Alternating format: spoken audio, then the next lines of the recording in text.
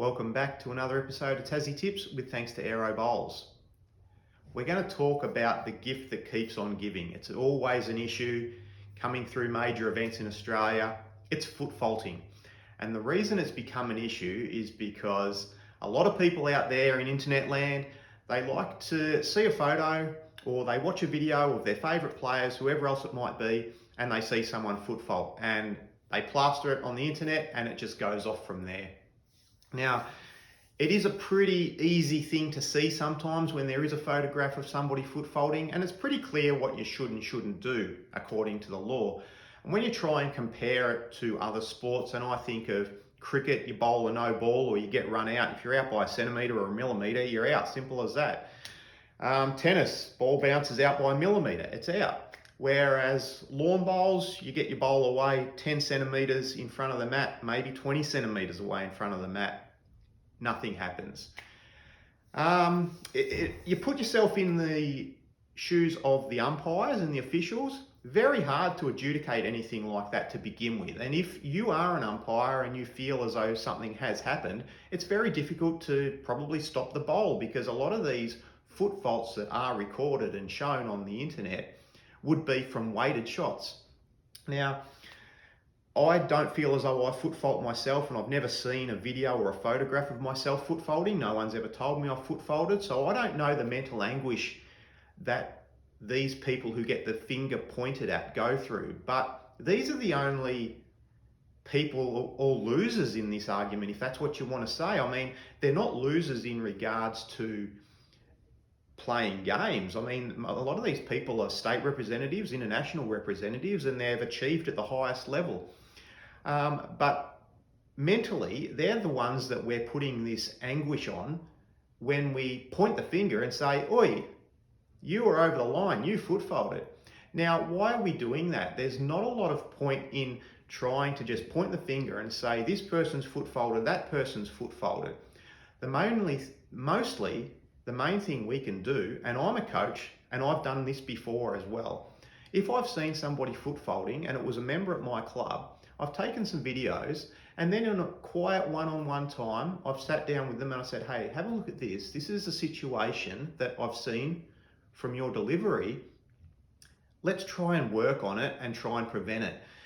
Now, this is something where habits are hard to break. So if you see somebody foot faulting, or you charge off the mat with a drive and you may be foot faulting yourself and you've been doing it for years, it's very hard to rein that in. So I think, as a coach myself and all the coaches out there, you need to probably have a look at the members of your club, have a look around, particularly for the younger people as well, because the younger people are the futures of our sport and the next international heroes that we're all going to look up to.